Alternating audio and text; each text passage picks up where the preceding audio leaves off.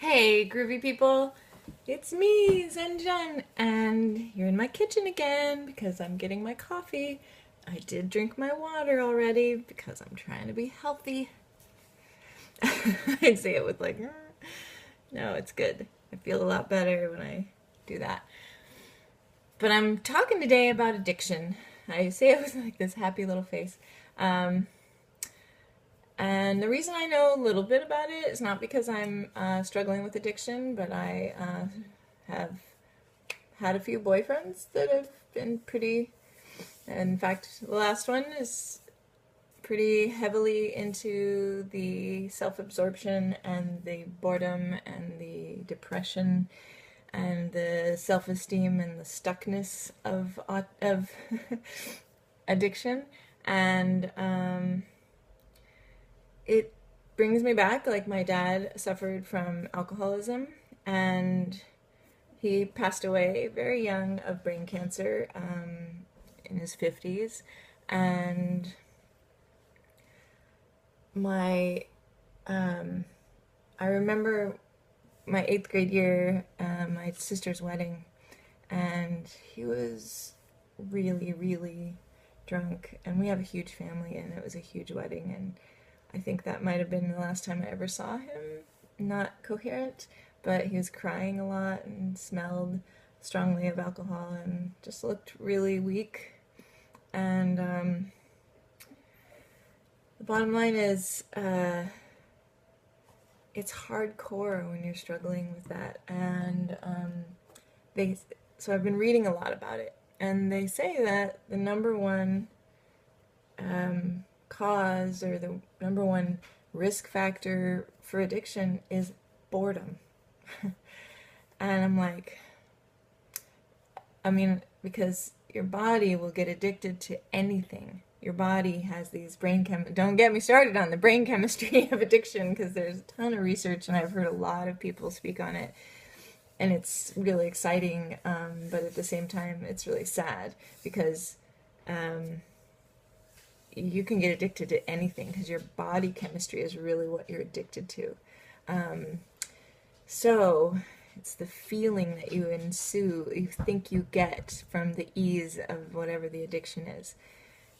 So I want my kids and more families to be addicted to being together and connection and being doing adventure sports and having adventures and feeling empowered from that, because that just gives you this oomph. Like, you accomplish something, you're like, I just hiked to the top of Mount Eleanor.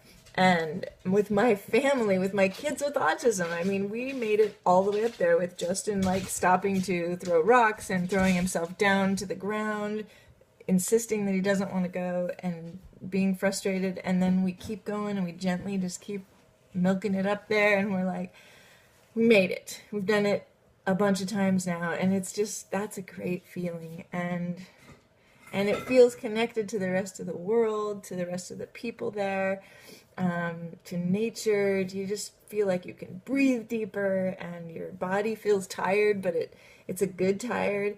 It's not like one of those tired's where you've been laying around for days doing your addiction, which I imagine is a pretty horrific feeling, because I can't imagine that feels good. I've had like maybe 2 hangovers in my life, like major ones, and they felt awful. I felt like I was dying. But anyway, so just to those of you struggling out there with addiction, get out there and live. People care about you and love you, and adventures can be a bit of a solution, and also, getting some help.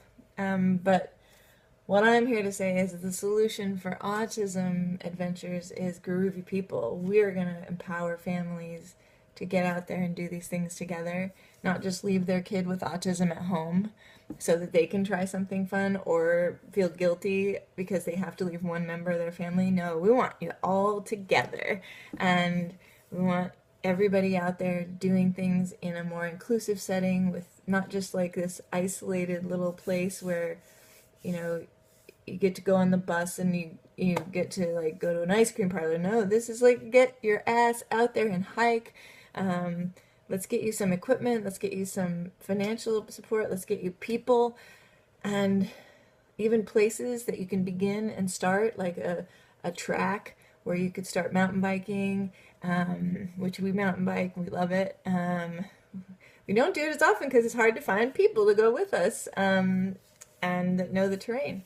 And just all of those awesome adventures, minus all of the fear that we might have experienced because we tried it without all the support. And some of those times were pretty damn close. And you can look at our YouTube channel from 2011 and 12 and 13.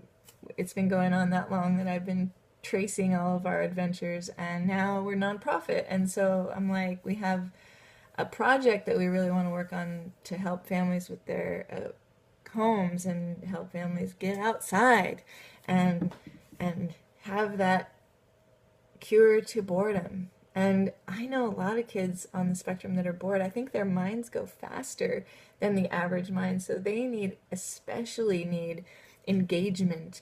And I've found that engaging, like my son, in academics and anything as his teacher, you just got to be like animated. And I always call Justin the awesomometer. Like, if you're not awesome, he doesn't have time for you. And so every person I train has to be like, first of all, they have to be chilled, like they have to put on their inner Hawaiian, and they have to be